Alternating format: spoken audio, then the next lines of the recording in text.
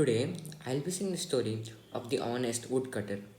So, once upon a time, there was an honest and an extremely hardworking man whose name was Alan. And unfortunately, Alan was born in a family which was completely filled with thieves. All the members of Alan's family, like his father, mother, his brother, his cousins, and all of them were basically thieves, and they had no respect for each other. And and as I said, Alan was very honest and hardworking.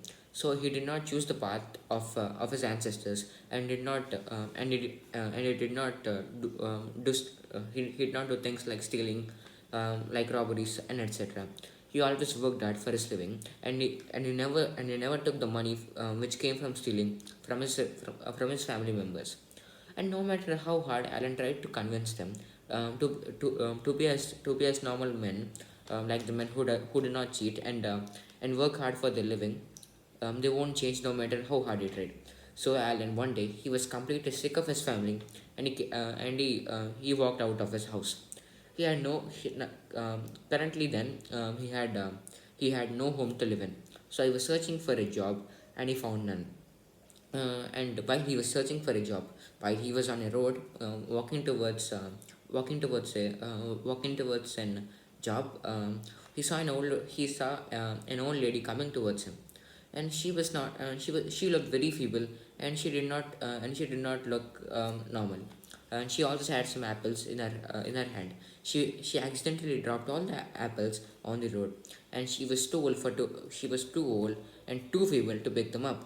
So Alan, instead of her picking it up, Alan picked all of it up and gave to the old lady. The old lady was extremely pleased by Alan's behavior and decided to give a stay for Alan as soon as she knew that he was homeless.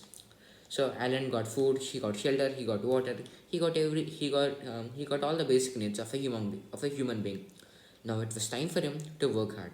So he went out of the house, and he decided to cut wood for his living. So a few months passed, and he actually made a pretty good living out of cutting wood. So he decided to stick with his current career, and decided to earn money like that.